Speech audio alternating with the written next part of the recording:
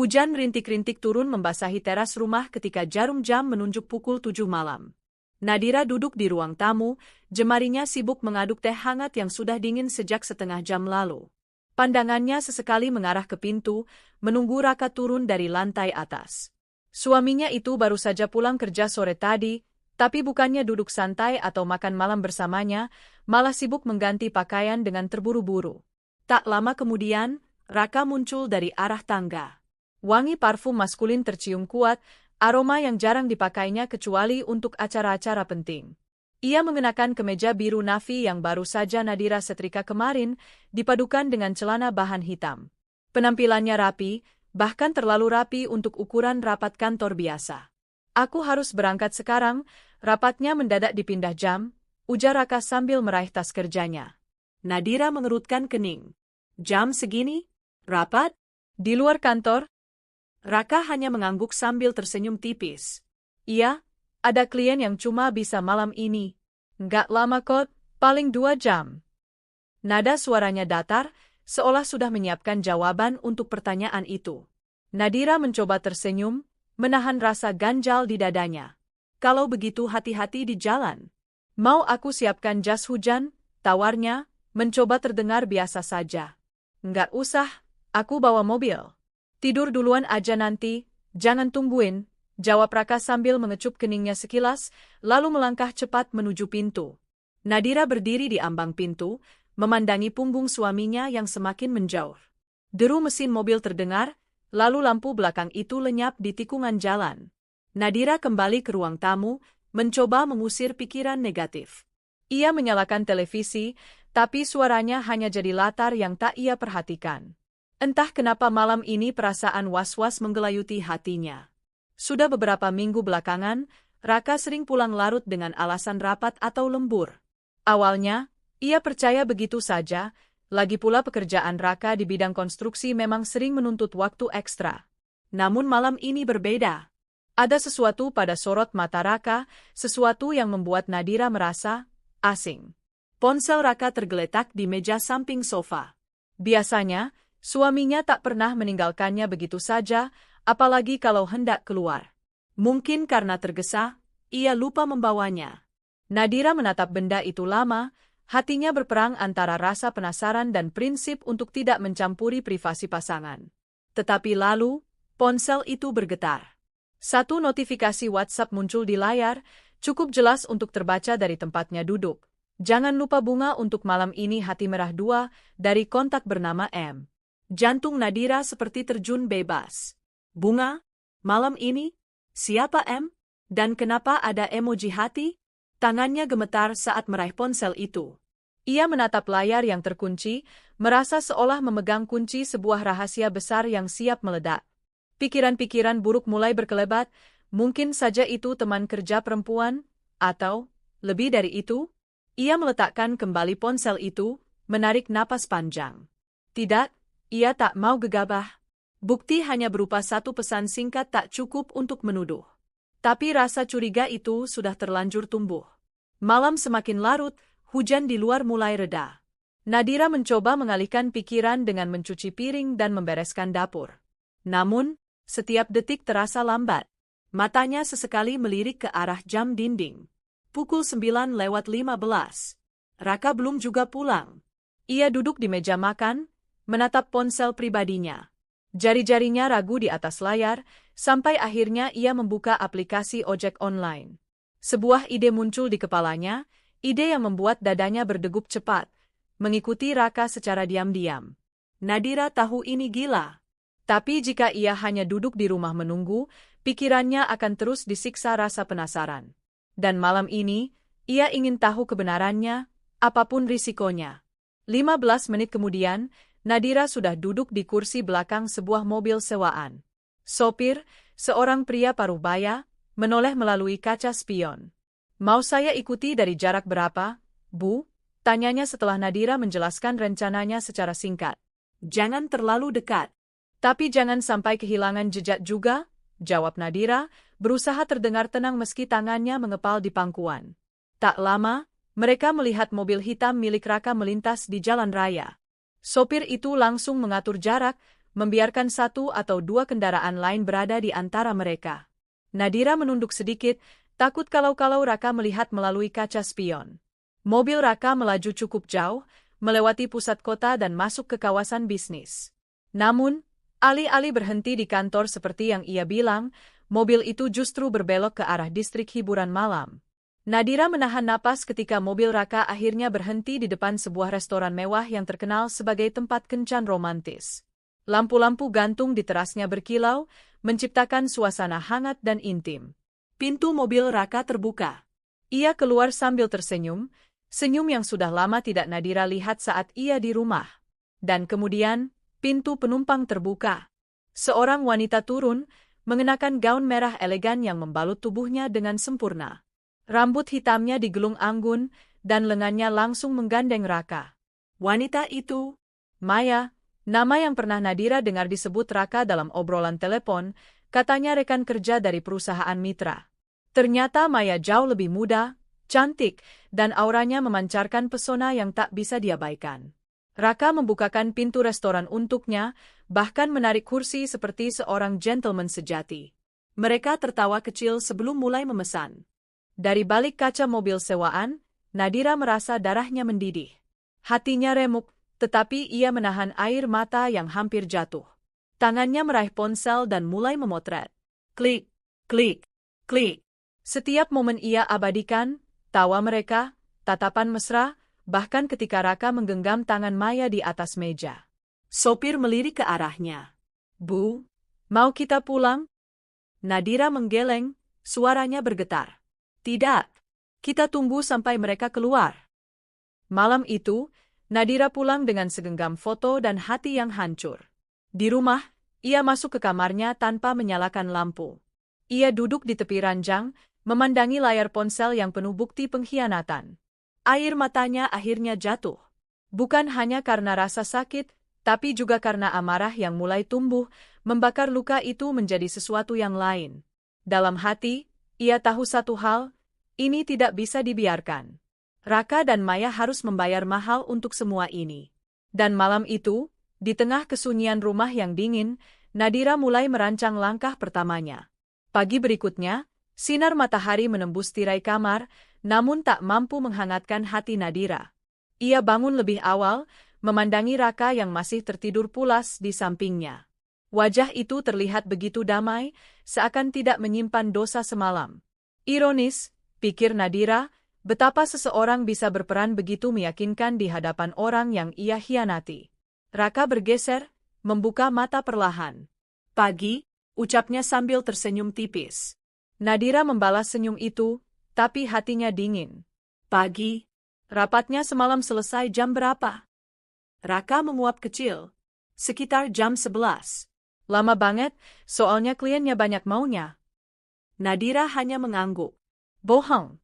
Ia tahu persis jam berapa Raka keluar dari restoran itu, hampir 10:30, dengan Maya di lengannya. Setelah itu, entah kemana mereka pergi. Ia tidak ingin bertanya lebih jauh. Untuk saat ini, ia memilih menyimpan semua pertanyaan di dalam kepala. Ada saatnya nanti ia mengungkap semua, bukan dengan kata-kata, tapi dengan bukti yang tak terbantahkan. Hari-hari berikutnya, Nadira mulai memperhatikan kebiasaan Raka dengan lebih teliti. Jam pulang yang makin tak menentu, panggilan telepon yang dijawab di luar rumah, dan wangi parfum asing di jaketnya, semuanya menyusun potongan puzzle yang semakin jelas. Suatu sore, kesempatan itu datang. Raka meninggalkan ponselnya lagi di rumah saat pergi membeli rokok. Nadira tak membuang waktu. Ia membuka laci kecil di meja rias, mengeluarkan catatan berisi kombinasi pola kunci layar yang pernah ia lihat secara tak sengaja. Jantungnya berdebar kencang saat layar ponsel itu terbuka. Notifikasi pesan WhatsApp langsung membanjiri layar. Kontak bernama Maya Hati Merah 2 berada di paling atas. Nadira menahan napas, lalu mengetuknya. Percakapan mereka terhampar seperti lembaran buku yang isinya menusuk jantung. Maya Hati Merah 2, aku suka banget malam ini. Terima kasih udah bikin aku merasa spesial. Raka, kamu selalu spesial buat aku. Maya Hati Merah 2, kapan kita bisa liburan bareng? Aku pengen ke Bali sama kamu. Raka, sabar ya sayang. Nanti kalau semua udah aman, kita bisa lebih bebas. Nadira menatap layar itu lama. Kata, sayang, dari bibir Raka untuk perempuan lain membuatnya ingin menghancurkan ponsel itu saat itu juga. Namun ia menahan diri. Bukti ini terlalu berharga. Ia memotret seluruh percakapan, lalu menyimpannya di folder rahasia di laptop pribadinya. Malamnya, Raka kembali pamit keluar. Kali ini, ia berkata ada pertemuan dengan investor. Nadira tidak percaya. Ia menunggu sampai suara mobil suaminya menghilang dari jalan, lalu menghubungi sopir sewaan yang membantunya malam sebelumnya. Mas, bisa temani saya lagi malam ini? Tanyanya. Bisa, Bu. Seperti kemarin, kita ikuti lagi. Ya, kita ikuti sampai saya bilang berhenti. Mereka membuntuti mobil Raka melewati jalanan kota yang mulai ramai lampu malam. Kali ini, mobil itu menuju ke sebuah hotel bintang 5 di pusat kota. Raka turun, menoleh ke kanan-kiri sejenak, lalu masuk ke lobi. Beberapa menit kemudian, Maya muncul dari sebuah taksi. Gaun hitam pas badan membalut tubuhnya, dan rambutnya terurai indah. Mereka bertemu di depan pintu hotel, lalu berjalan beriringan masuk. Nadira merasakan darahnya berdesir hebat. Restoran semalam sudah cukup buruk, tapi hotel? Ia tahu arah cerita ini. Napasnya berat, namun matanya tetap menatap lurus, mengamati setiap gerak mereka. Ia memotret lagi, kali ini lebih banyak. Foto Raka menyambut Maya, foto mereka berpegangan tangan, foto mereka berdiri dekat meja resepsionis. Semuanya menjadi potongan puzzle besar yang semakin jelas. Sopir meliriknya dari kaca spion. Bu, mau kita tunggu sampai mereka keluar? Nadira menggigit bibir. Tidak, kita pulang sekarang. Dalam perjalanan pulang, pikirannya berputar cepat. Rasa sakit bercampur marah, namun di sela-selanya, muncul satu kesadaran. Ia tidak boleh hanya menjadi korban. Raka dan Maya sudah bermain di belakangnya, dan mereka berpikir tidak akan ketahuan. Ia akan buktikan mereka salah. Sesampainya di rumah, Nadira membuka laptop dan mulai menyusun folder berisi semua bukti. Foto-foto di restoran, rekaman percakapan dari tangkapan layar, dan foto-foto di hotel. Ia memberi nama folder itu, Akhir Mereka. Tangannya gemetar, tapi matanya dingin. Malam itu, ia menatap layar laptop lama sekali, memikirkan langkah berikutnya. Konfrontasi langsung hanya akan membuat Raka berbohong lagi. Tidak, ia akan bermain lebih halus, perlahan, sampai keduanya terjebak dalam perangkap yang ia buat sendiri. Dan dalam diam, Nadira berjanji, malam ini, perang sudah dimulai. Malam itu udara begitu sunyi, hanya suara jarum jam yang terdengar pelan di ruang kerja kecil di sudut rumah. Nadira duduk di depan laptop, tatapannya terpaku pada folder bertajuk, Akhir Mereka. Folder itu kini berisi puluhan foto, rekaman layar, dan bukti-bukti lain yang ia kumpulkan selama 2 minggu terakhir. Di salah satu foto, Raka sedang menarik kursi untuk Maya di restoran mewah. Di foto lain, tangan mereka saling bertaut di atas meja, tatapan mereka penuh arti. Ada juga rekaman tangkapan layar chat-chat manis yang dikirim larut malam, lengkap dengan emoji hati yang kini terasa seperti pisau yang menusuk dada Nadira. Ia memutar salah satu rekaman suara yang ia simpan diam-diam, hasil dari menyadap ponsel Raka lewat aplikasi yang diam-diam ia pasang. Suara Raka terdengar hangat yang tak lagi ia rasakan di rumah. Raka, aku kangen banget. Rasanya pengen cepet-cepet selesai semua urusan biar bisa sama kamu terus. Maya, aku juga. Kadang aku benci kalau dia. Raka, SHH, jangan sebut namanya. Nadira menutup laptop dengan keras, dadanya sesak. Tidak ada lagi keraguan, mereka telah menghancurkan rumah tangganya dengan sengaja. Namun kali ini, rasa sakit itu tidak membuatnya lemah. Sebaliknya, amarah yang membara di dadanya memberi energi baru, energi untuk bertindak. Pagi harinya, Nadira bangun lebih awal. Ia menatap wajah Raka yang masih terlelap di sebelahnya. Wajah itu, dulu adalah wajah yang membuatnya merasa aman. Kini, ia melihatnya sebagai topeng licik yang menutupi pengkhianatan. Ia teringat masa lalu mereka, bagaimana ia mendampingi Raka dari awal, saat mereka masih tinggal di rumah kontrakan kecil dan hanya punya satu motor butut. Nadira yang bekerja sambilan sebagai penjahit demi membantu keuangan rumah, Nadira yang menahan diri tak membeli baju baru demi tabungan mereka. Dan kini, setelah mereka mapan, Raka memberikannya hadiah berupa pengkhianatan. Air mata Nadira jatuh, tapi cepat ia hapus. Cukup. Tidak ada lagi tangisan untuk orang yang tak pantas. Langkah pertama Nadira adalah mengorek segala hal tentang Maya. Ia tahu, menghancurkan mereka berarti menghancurkan hubungan dari dua sisi, Raka dan selingkuhannya. Ia mulai dari media sosial. Akun Instagram Maya penuh dengan foto-foto glamor, gaun elegan, makan malam mewah, liburan ke pantai. Nadira memperhatikan setiap detail, mencari petunjuk, siapa teman-temannya, di mana ia sering beraktivitas, siapa yang memberi komentar. Ia menemukan bahwa Maya bekerja di sebuah perusahaan event organizer yang sering bekerja sama dengan proyek-proyek Raka. Tidak hanya itu, Maya juga memiliki hubungan dekat dengan beberapa tokoh di dunia bisnis, hubungan yang, jika tercoreng, bisa menghancurkan reputasinya. Nadira mencatat semua nama yang sering muncul di foto atau komentar Maya. Ia membuat peta hubungan sederhana, lingkaran Maya, lingkaran Raka, dan titik-titik di mana keduanya beririsan. Langkah kedua, Nadira menguji kekuatan bukti yang ia miliki. Ia mulai mengedit foto-foto mereka untuk memperjelas wajah, menambahkan tanggal, dan memberi keterangan singkat yang bisa menjelaskan situasi. Setiap file ia beri kode unik agar mudah ditemukan nanti. Ia bahkan membuat cadangan di 2 flash disk yang disimpan di tempat berbeda, satu di rumah, satu di kotak penyimpanan bank. Ia tidak mau mengambil risiko bukti ini hilang atau dihancurkan. Saat menatap bukti-bukti itu, hatinya berdebar bukan karena takut, tetapi karena membayangkan ekspresi Raka dan Maya saat semua ini terbongkar di hadapan publik.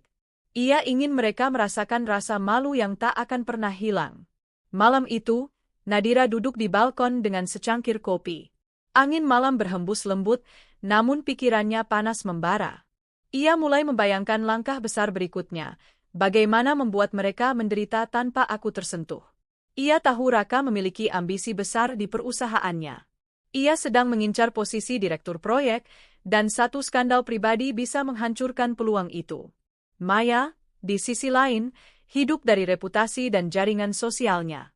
Sekali ia kehilangan kredibilitas, pintu-pintu peluang akan tertutup. Nadira tersenyum tipis. 2 burung, 1 batu. Hari-hari berikutnya, Nadira tetap berperan sebagai istri yang baik. Ia menyiapkan sarapan, menanyakan kabar kerja Raka, bahkan sesekali mengirim pesan manis. Semuanya dilakukan untuk menciptakan ilusi bahwa ia tidak tahu apa-apa. Namun di balik layar, ia bergerak cepat. Ia menghubungi seorang kenalan lama yang bekerja sebagai jurnalis di media bisnis. Ia tak langsung membuka semua rahasia, hanya memberi sedikit umpan, berupa foto samar-samar Raka dan Maya di restoran. Kalau kamu mau cerita lengkapnya, tunggu beberapa hari lagi, kata Nadira saat bertemu jurnalis itu di kafe kecil. Baik, tapi kalau ini benar-benar panas, aku butuh bukti kuat. Dan aku jamin, kalau ini tayang, semua orang akan tahu, jawab sang jurnalis. Nadira hanya mengangguk. Percayalah, bukti yang aku punya akan membuat mereka tidak bisa berkutik. Malamnya, Raka pulang larut. Kali ini Nadira tidak lagi merasa berdebar cemas. Ia hanya duduk di ruang tamu, menunggu. Saat Raka masuk, ia tersenyum lembut. Capek ya? Mau aku buatkan teh? Tanyanya. Raka mengangguk sambil tersenyum. Boleh. Nadira berjalan ke dapur, menyembunyikan rasa muak di balik wajah ramah. Saat ia menuangkan teh ke cangkir, pikirannya kembali pada satu kata, balas dendam. Ia tidak akan melakukannya dengan teriakan, dengan air mata, atau dengan pisau di tangan. Tidak. Ia akan melakukannya dengan cara yang lebih menyakitkan, dengan menghancurkan segala yang mereka bangun, membuat mereka menyesal telah meremehkannya. Dan di dasar hatinya, ia tahu satu hal. Setelah ini, tidak akan ada lagi Nadira yang lembut untuk Raka dan Maya. Malam itu sebelum tidur, Nadira membuka kembali laptopnya. Ia menatap layar sambil mengetik sebuah daftar sederhana di file baru, berjudul, Rencana. Kumpulkan bukti final, pastikan semua foto, rekaman, dan chat tersimpan di tempat aman. Identifikasi titik lemah, Cari momen di mana keduanya paling rentan secara sosial dan profesional. Siapkan saksi, orang-orang yang bisa menguatkan ceritanya saat skandal ini meledak. Sebarkan ke target kunci, atasan, rekan kerja, dan jaringan sosial yang berpengaruh. Lakukan saat puncak, waktu yang membuat dampaknya maksimal, misalnya menjelang pengangkatan jabatan atau proyek besar. Nadira menatap daftar itu lama, lalu menutup laptop. Bibirnya melengkung membentuk senyum tipis. Ia sudah siap. Dan untuk pertama kalinya sejak mengetahui pengkhianatan Raka, ia merasa tenang. Bukan karena rasa sakitnya hilang, tapi karena ia sudah memegang kendali. Pagi itu, rumah Nadira terasa seperti biasa. Aroma kopi menyebar dari dapur, suara sendok beradu dengan cangkir terdengar lembut, dan Raka duduk membaca berita di tablet. Namun di balik semua itu, ada satu hal yang berbeda. Nadira sudah tak lagi menjadi istri yang polos. Ia kini adalah pemain yang menyamar, aktor utama dalam panggung balas dendam yang sedang ia siapkan. Jangan lupa makan siang, ya, ucap Nadira sambil meletakkan bekal di meja, senyumnya tulus, atau setidaknya terlihat tulus. Raka tersenyum singkat. Terima kasih, sayang. Nadira menatap punggungnya saat ia pergi. Dahulu, tatapan itu penuh cinta. Kini, tatapan itu hanya untuk mengukur jarak, seberapa lama lagi ia bisa memegang kendali sebelum waktunya menyerang. Langkah pertama dalam strategi perang dingin ini adalah menjaga ilusi. Nadira sadar, jika ia menunjukkan kemarahan atau kecurigaan terlalu cepat, Raka akan menjadi lebih hati-hati. Ia ingin Raka percaya bahwa dirinya masih bodoh, bahwa ia tidak tahu apa-apa, sehingga mereka berdua, Raka dan Maya, akan semakin lengah. Ia mulai membangun rutinitas baru, mengirim pesan manis di tengah hari, menanyakan kabar pekerjaan, bahkan mengirimkan foto masakan yang ia buat untuk makan malam. Semua itu bertujuan satu, membuat Raka berpikir ia aman. Di sisi lain, setiap kali Raka pamit, rapat, atau lembur, Nadira akan mencatat jam, lokasi tujuan yang ia curi dari GPS mobil Raka, yang diam-diam sudah ia pasang aplikasi pelacak, dan siapa saja yang ditemui. Semua data itu tersusun rapi di buku catatan khusus yang ia simpan di laci terkunci. Sementara itu, Nadira mulai mengorek informasi lebih dalam tentang Maya. Ia tak hanya berhenti di media sosial, tapi juga mulai menyusup ke lingkaran pertemanan Maya. Salah satu langkahnya adalah menghubungi Sinta, teman lama yang kebetulan pernah bekerja di perusahaan event organizer yang sama. Maya? Tanya Sinta saat mereka bertemu di sebuah kafe kecil. Oh, dia itu, banyak yang bilang cantik, tapi licik. Dulu pernah bikin proyek besar kacau gara-gara main mata sama klien.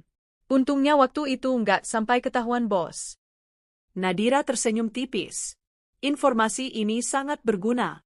Skandal profesional masa lalu bisa menjadi amunisi tambahan jika dibutuhkan. Sinta bahkan memberitahu bahwa Maya sedang mengincar kontrak besar dengan perusahaan asing. Kontrak yang membutuhkan reputasi bersih dan rekomendasi dari mitra kerja. Mendengar itu, Nadira merasakan percikan ide di kepalanya. Jika reputasi itu hancur sebelum kontrak ditandatangani, Maya akan kehilangan segalanya. Langkah kedua Nadira adalah mengumpulkan bukti dari sumber dalam. Ia mulai mendekati beberapa rekan kerja Raka. Dengan alasan ingin menyiapkan pesta ulang tahun kejutan untuk suaminya, ia menanyakan detail jam kerja, proyek yang sedang dijalani, bahkan siapa saja klien yang sedang intens berkomunikasi dengan Raka. Tak ada yang curiga. Semua berpikir Nadira hanya istri perhatian yang ingin menyenangkan suaminya. Padahal, di balik senyum itu, ia sedang menilai pola pergerakan Raka di luar rumah. Dari sana, ia mengetahui satu hal penting. Raka sedang mengerjakan proyek besar yang akan dipresentasikan di hadapan direksi bulan depan. Presentasi itu bisa menentukan karirnya, dan Nadira tahu, skandal di waktu yang tepat akan menghancurkan segalanya. Permainan psikologisnya semakin matang. Ia sengaja meninggalkan ponsel di meja dengan layar menyala, menampilkan pesan dari kontak bernama R. Pesan itu hanya rekayasa, dikirim dari ponsel kedua yang ia simpan. Pesannya samar, seolah dari seorang pria, nanti malam jadi, kan? Raka melihat pesan itu suatu malam, dan Nadira pura-pura gugup menutup ponselnya. Raka tak berkomentar, tapi Nadira tahu pikirannya mulai gelisah. Ia ingin Raka merasakan sedikit dari ketakutan yang ia alami. Namun ia tak melanjutkan drama itu. Justru, keesokan harinya, ia bersikap lebih manis dari biasanya, membuat Raka kebingungan. Permainan tarik ulur ini membuat lawannya kehilangan pijakan, strategi perang dingin yang efektif. Sementara itu, ia mulai menyiapkan saksi yang akan membantunya di akhir permainan. Salah satunya adalah jurnalis yang ia temui tempo hari. Ia mengirimkan bukti-bukti awal, tanpa identitas jelas, hanya agar berita mulai diendus oleh media. Percayalah, tulis Nadira dalam pesan, ini akan jadi berita besar. Tunggu beberapa minggu, aku akan kirim bukti finalnya. Jurnalis itu membalas singkat, baik, aku siap. Di sisi lain, Nadira tahu bahwa memukul musuh saat mereka sedang naik adalah cara paling mematikan. Karena itu, ia memutuskan untuk menunggu hingga minggu presentasi besar Raka. Ia juga sudah menandai tanggal pertemuan Maya dengan pihak asing untuk kontrak pentingnya. Waktu adalah senjata. Dan Nadira menunggu, menajamkan pisaunya. Selama menunggu, Nadira tidak berdiam diri. Ia menyebarkan gosip halus di lingkungan kerja Maya melalui akun media sosial anonim. Gosip itu berisi potongan foto Maya dengan pria beristri, tanpa menyebut nama Raka secara langsung. Ia hanya memberi tanda-tanda samar yang membuat orang bertanya-tanya. Efeknya mulai terasa, beberapa teman Maya mulai mengurangi interaksi di media sosial. Maya mungkin mulai merasakannya, tapi ia tidak tahu siapa dalangnya. Dan itulah inti dari strategi perang dingin Nadira, membuat musuh hancur secara perlahan, tanpa tahu dari mana serangan itu datang. Raka, di sisi lain, mulai menunjukkan tanda-tanda stres. Beberapa kali ia pulang dengan wajah muram, bahkan marah-marah tanpa alasan jelas. Nadira hanya tersenyum lembut, pura-pura tak paham apa yang membuatnya kesal. Suatu malam, Raka bertanya, kamu, akhir-akhir ini ada yang aneh nggak sama teman-teman kita? Nadira mengerutkan kening. Aneh? Maksudnya? Entah, rasanya banyak yang menjauh. Nadira memegang tangannya dengan ekspresi polos. Ah, mungkin kamu cuma capek. Jangan mikir yang aneh-aneh. Di dalam hatinya, Nadira tertawa sinis. Benih ketidaknyamanan itu sudah ia tanam, dan sekarang mulai tumbuh. Hampir setiap malam, Nadira memeriksa folder akhir mereka dan menambah bukti baru. Ia merasa seperti pemburu yang sabar, mengamati mangsanya dari jauh, menunggu saat yang tepat untuk menyerang. Dan malam itu, saat menutup laptop, ia berbisik pada dirinya sendiri, sebentar lagi. Strategi perang dingin ini berjalan mulus. Raka dan Maya tidak tahu bahwa mereka sedang dipermainkan. Mereka sibuk menjaga hubungan rahasia mereka, sementara Nadira sibuk menyiapkan panggung kehancuran. Hanya masalah waktu sebelum semua meledak. Hari yang ditunggu Nadira akhirnya datang. Matahari baru saja naik ketika ia duduk di meja makan, menatap secangkir teh yang hampir dingin. Raka sudah berangkat lebih pagi dari biasanya, hari ini adalah presentasi pentingnya di depan jajaran direksi. Sementara itu, Nadira tahu Maya juga memiliki jadwal pertemuan dengan klien asing sore nanti. Dua momen penting dalam hidup mereka. Dua kesempatan emas untuk menjatuhkan mereka sekaligus. Pukul 9 pagi, Nadira mengirimkan email anonim ke alamat kantor Raka. Lampiran email itu berisi foto-foto Raka bersama Maya di restoran dan hotel, lengkap dengan tanggal dan waktu. Subjek email, untuk pertimbangan etika perusahaan. Ia tidak mengirimkan email itu ke satu orang saja, melainkan ke beberapa alamat, atasan langsung Raka, manajer HRD, dan bahkan salah satu anggota direksi yang terkenal ketat soal skandal pribadi. Nadira tahu, dunia korporat punya aturannya sendiri. Isu moral seperti ini, apalagi melibatkan hubungan dengan pihak mitra bisnis, bisa menjadi masalah serius. Selesai dengan Raka, ia beralih ke target kedua, Maya.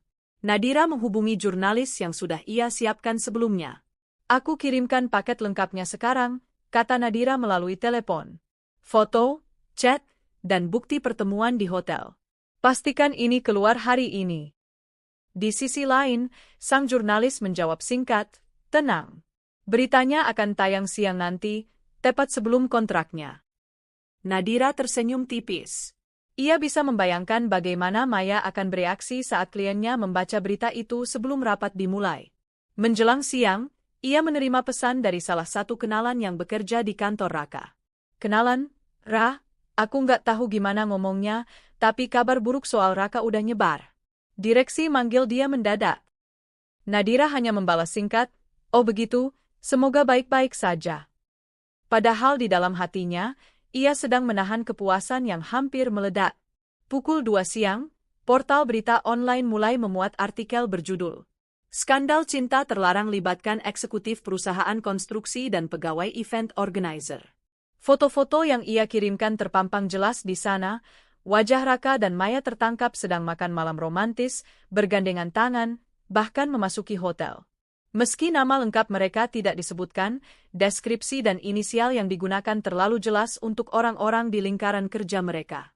Komentar mulai membanjiri artikel itu. Sebagian mencemooh, sebagian bersimpati pada istri sah yang dikhianati. Nadira membaca semuanya sambil menyeruput kopi sore. Di tempat lain, Maya tengah duduk di ruang tunggu kliennya ketika ponselnya berdering tanpa henti. Ia membuka notifikasi, dan matanya membesar saat melihat wajahnya di artikel berita. Wajahnya pucat. Ia mencoba menutup layar ponsel, tapi tatapan kliennya mulai berubah mengatakan segalanya. Kontrak ini sudah gagal sebelum dimulai. Raka, di sisi lain, sedang berada di ruang rapat direksi ketika sekretaris masuk dan menyerahkan sebuah amplop. Isinya adalah printout email anonim berisi foto-foto skandalnya. Suasana rapat yang awalnya penuh semangat berubah kaku. "Bapak mau menjelaskan ini?" tanya salah satu direksi, suaranya dingin. Raka mencoba mengarang alasan, mengatakan bahwa itu hanya rekan kerja dekat, tapi tatapan tak percaya dari seisi ruangan membuatnya terdiam. Ia tahu posisinya terancam. Sore harinya, Raka pulang lebih cepat dari biasanya. Wajahnya tegang, matanya lelah. Nadira sedang di dapur, memotong sayur, ketika mendengar pintu dibanting. "Apa kamu yang nyebarin foto-foto itu?" Raka langsung menuduh. Nadira menoleh pelan, memasang ekspresi terkejut. "Foto? Foto apa? Jangan pura-pura bodoh." Raka menghentak meja. "Hari ini karirku hampir hancur gara-gara skandal itu." Nadira menatapnya lama, lalu berkata tenang, "Kalau memang kamu nggak melakukan apa-apa, kenapa sampai hancur?" Raka terdiam, tak bisa membalas. Nadira melanjutkan memotong sayur, seolah pertengkaran ini tak berarti. Ia tahu, semakin ia tenang, semakin Raka akan merasa tertekan. Malam itu, Maya menelepon Raka. Nadira yang sedang duduk di ruang tamu bisa mendengar suaranya yang marah-marah melalui speaker ponsel. "Kamu bodoh, Ra. Semua ini gara-gara kamu nggak hati-hati. Aku kehilangan kontrak penting, kamu tahu nggak?" Raka mencoba membela diri, tapi Maya tak mau mendengar. "Aku nggak mau hubunganku sama kamu bikin aku hancur. Mungkin kita harus istirahat dulu." Nadira hampir tertawa mendengar itu. Strateginya berjalan lebih mulus dari yang ia kira. Ia baru memukul sekali, tapi retakan sudah muncul di antara mereka. Beberapa hari berikutnya, tekanan semakin besar. Kantor Raka mulai membatasi perannya di proyek, sementara Maya menjadi bahan gosip di lingkungannya. Foto-foto mereka beredar di grup WhatsApp, bahkan ada yang membuat meme. Raka mulai pulang larut malam, bukan karena rapat, tapi karena mencoba menenangkan Maya. Nadira tidak peduli. Ia tahu hubungan mereka kini tidak lagi sesempurna dulu. Setiap kali Raka keluar rumah, ia merasa bukan lagi istri yang ditinggalkan, melainkan eksekutor yang sabar menunggu babak akhir. Suatu malam, saat Raka akhirnya pulang, Nadira menyambutnya dengan senyum kecil. "Kamu kelihatan capek. Mau aku buatkan teh?" Raka hanya mengangguk lesu. Nadira membawakan teh itu, lalu duduk di depannya. "Ra, kadang orang jatuh bukan karena musuhnya kuat, tapi karena dirinya sendiri yang lengah," ucapnya pelan. Raka menatapnya, tapi Nadira berdiri dan meninggalkannya sendirian di ruang tamu. Kalimat itu cukup untuk membuatnya berpikir, dan itulah yang Nadira inginkan. Serangan pertama ini belum mematahkan mereka sepenuhnya, tapi sudah cukup untuk membuat pondasi mereka goyah. Dan Nadira tahu, pukulan berikutnya akan menjadi yang paling mematikan. Ia kembali ke kamarnya malam itu, membuka laptop, dan menambahkan satu catatan di file rencana. Langkah 2, waktu untuk membuat mereka saling menghancurkan. Hujan deras turun sejak pagi, seolah langit sedang ikut menyesali sesuatu. Tapi bagi Nadira, hari ini hanyalah bagian dari rencana. Ia duduk di ruang kerjanya, menatap daftar kontak yang tersimpan rapi. Ada beberapa nama penting, pimpinan perusahaan rekanan Raka, 2 klien besar Maya, dan 1 kenalan lama yang bekerja di bagian keuangan kantor Raka. Hari ini ia akan menekan tombol yang membuat semua itu berfungsi. Pagi-pagi sekali, ia mengirimkan sebuah paket ke kantor Raka. Bukan paket sembarangan, di dalamnya ada fotokopi laporan transaksi hotel yang ia dapatkan dari koneksi di bagian resepsionis, lengkap dengan tanda tangan Raka dan Maya.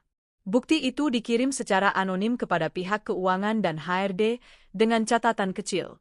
Gunakan informasi ini sesuai kebijakan perusahaan. Tak lama setelah paket itu tiba, Nadira menerima pesan singkat dari kenalan di kantor Raka. Kenalan, parah, HRD langsung bergerak. Isunya udah sampai ke dewan direksi. Ada kemungkinan dia kena skors.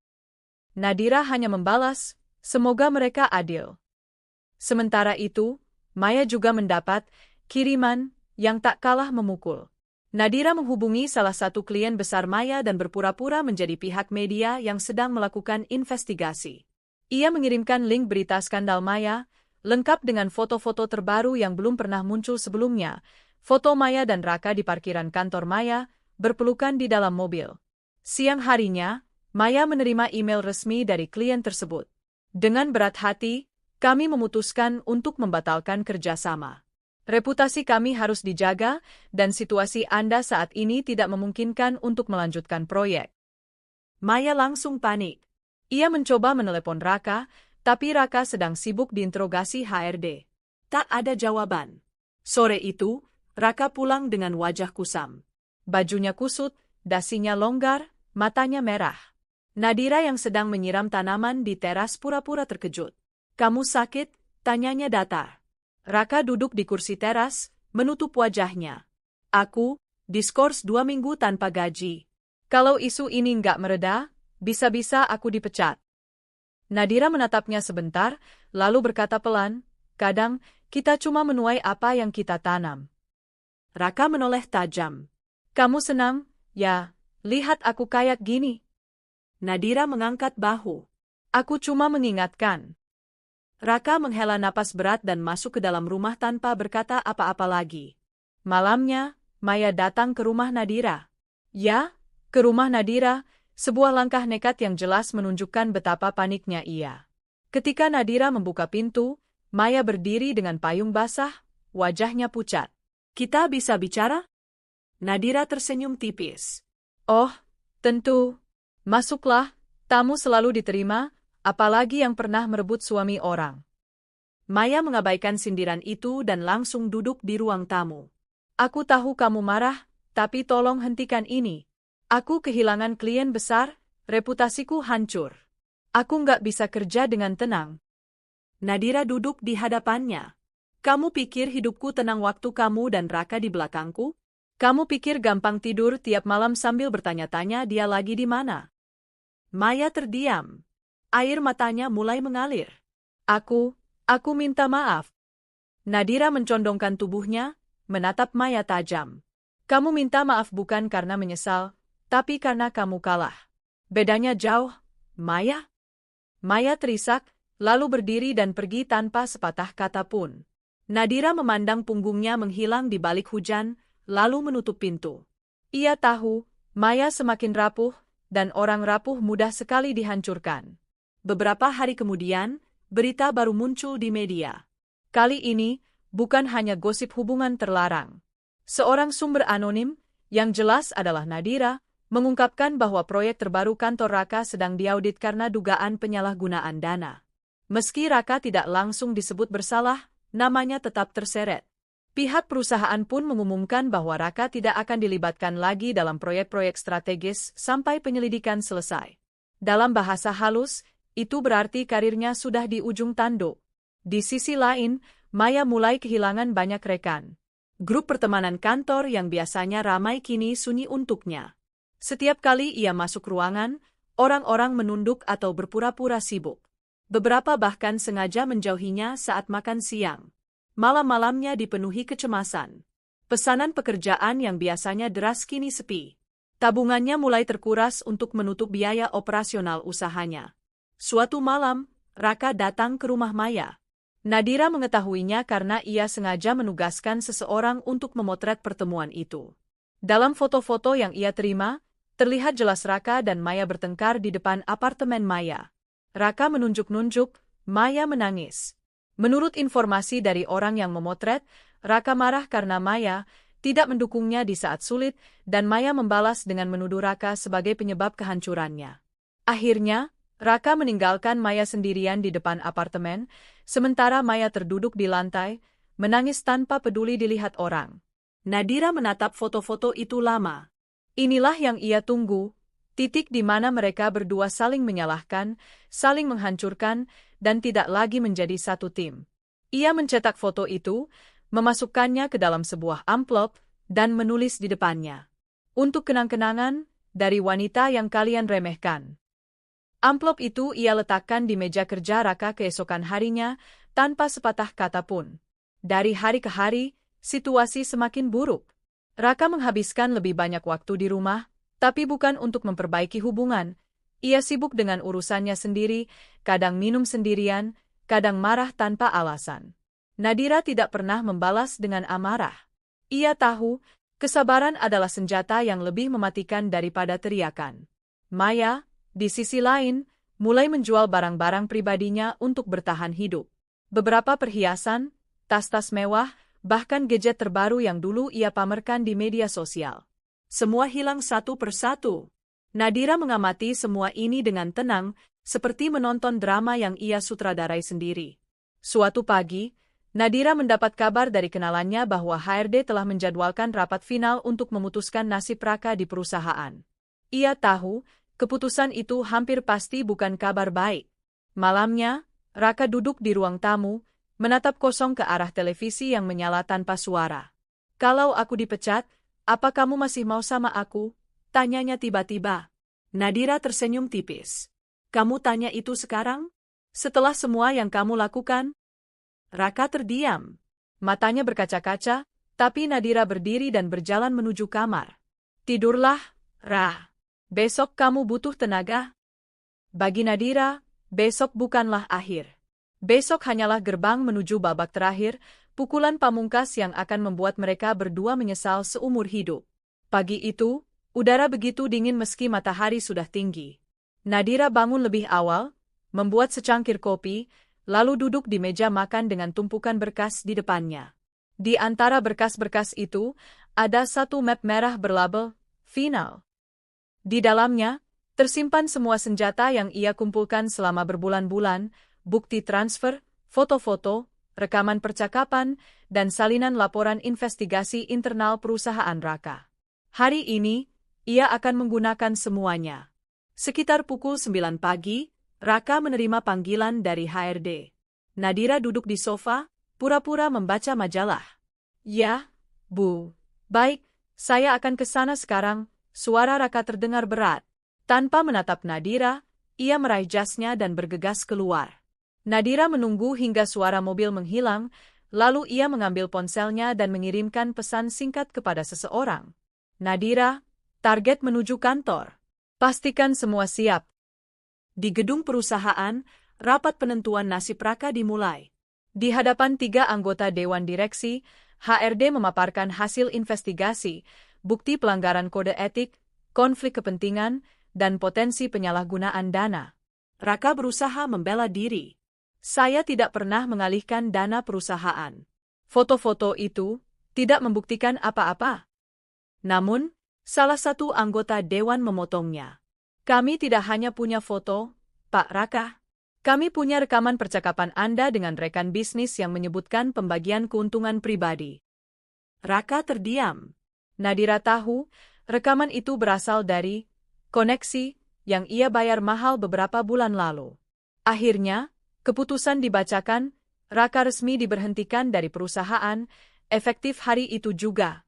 Tidak ada pesangon. Tidak ada penghormatan terakhir. Hanya selembar surat pemutusan hubungan kerja dan instruksi untuk mengosongkan meja. Sementara itu, Maya sedang duduk di sebuah kafe kecil, memeriksa email di laptopnya.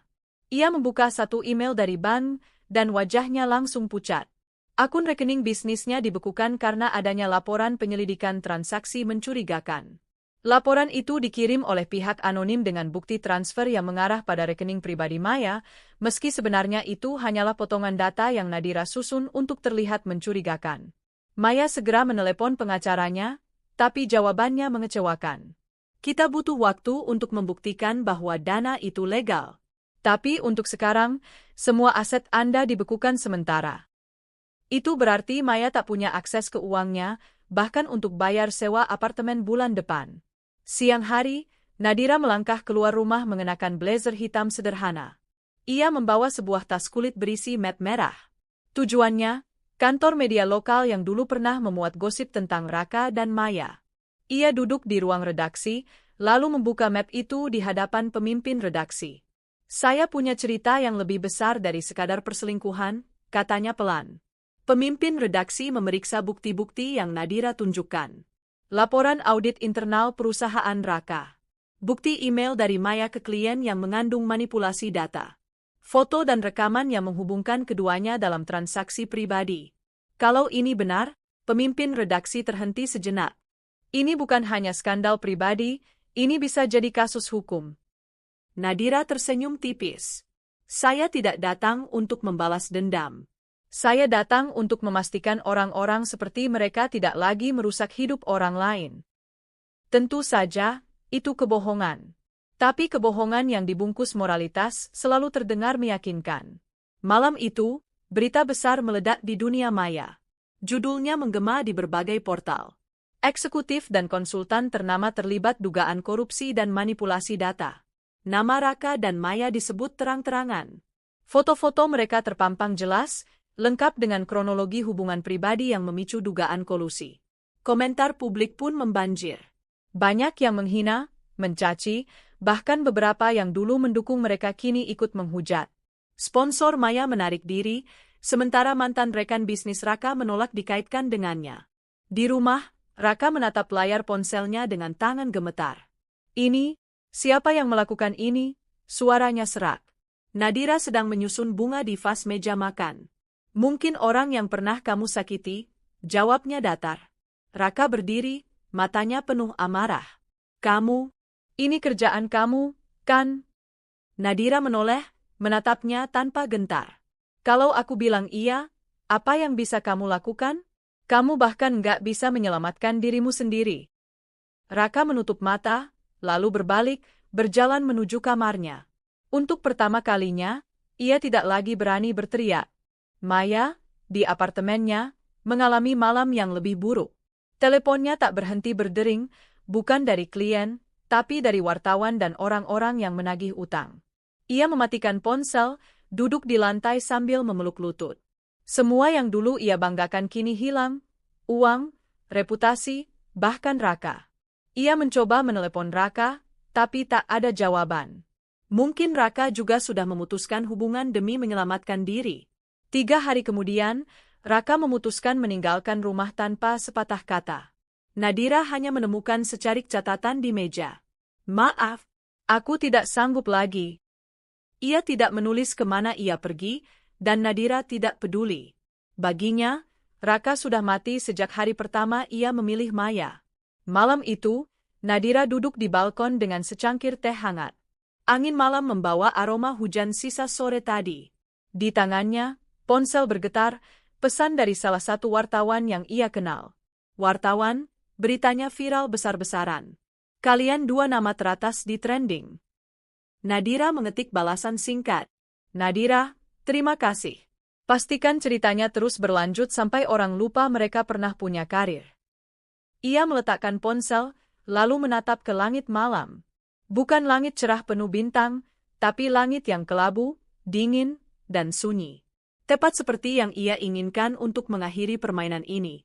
Namun, jauh di lubuk hatinya, Nadira tahu satu hal, kemenangan ini tidak membuatnya bahagia.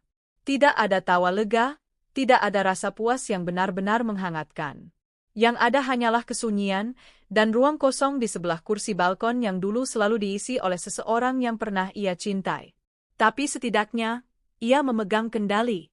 Dan bagi Nadira, itu cukup. 6 bulan berlalu sejak berita besar itu menghancurkan 2 nama yang pernah begitu percaya diri berjalan di atas panggung kehidupan. Pagi itu, Nadira berjalan menyusuri trotoar kota dengan langkah ringan. Ia kini bekerja di sebuah firma hukum sebagai analis kasus, pekerjaan yang tak pernah ia bayangkan sebelumnya. Pengalamannya membongkar rahasia Raka dan Maya membuatnya punya reputasi sebagai pemburu kebenaran. Ia hidup sederhana, tinggal di apartemen kecil dengan balkon mungil tempat ia biasa menikmati teh. Tidak ada lagi drama rumah tangga, tidak ada lagi tatapan curiga. Hanya dirinya sendiri, dan ketenangan yang dulu terasa mustahil. Namun, setiap kali malam tiba, kadang ia masih terbangun, memikirkan apakah semua ini benar-benar sepadan. Kadang ia bertanya-tanya, jika waktu diputar ulang, apakah ia akan tetap memilih menghancurkan Raka, atau hanya meninggalkannya tanpa menoleh? Jawaban itu selalu berubah-ubah, tergantung seberapa dingin malam yang ia lalui. Raka menghilang dari peredaran publik. Rumor beredar ia bekerja sebagai sales di sebuah kota kecil, jauh dari sorotan media. Ia tinggal di kamar kos sederhana, hidup dari gaji yang pas-pasan. Wajahnya jarang tersenyum, dan setiap kali ia bercermin, ia melihat lelaki asing yang jauh berbeda dari eksekutif percaya diri yang dulu ia kenal. Kadang, ia membuka ponselnya dan melihat foto-foto lama bersama Nadira. Ada rasa sesal yang begitu pekat, tapi ia tahu sudah terlambat. Semua pintu sudah tertutup, pintu rumah, pintu hati, bahkan pintu masa depan. Maya mencoba bangkit, namun setiap usaha selalu kandas. Asetnya belum sepenuhnya kembali, reputasinya hancur di dunia profesional. Ia pindah dari satu apartemen ke apartemen lain, menghindari penagih utang dan gosip tetangga. Ia sempat menghubungi Raka, tapi nomor itu sudah tidak aktif. Sendiri di kamarnya yang sepi, Maya mulai menyadari bahwa permainan yang dulu terasa menyenangkan kini hanya menyisakan kehancuran. Ia merindukan masa ketika uang dan status adalah segalanya, tapi masa itu sudah berakhir. Malam terakhir musim hujan, Nadira berdiri di balkon apartemennya. Hujan turun rintik, lampu-lampu kota memantul di jalan basah. Ia menghela napas panjang, lalu menutup matanya. Di luar sana, 2 orang yang pernah mengkhianatinya sedang berjuang untuk bertahan hidup. Tidak ada lagi rasa benci, hanya kenangan yang kini tak punya kekuatan melukainya. Nadira menyesap tehnya, membiarkan hangatnya mengalir ke seluruh tubuh. Kehidupan terus berjalan, dan ia tahu satu hal, ia tidak perlu lagi membuktikan apapun kepada siapapun. Hanya satu pesan yang tersisa di hatinya, bukan untuk Raka atau Maya, tapi untuk dirinya sendiri. Aku menang, tapi yang lebih penting, aku bebas.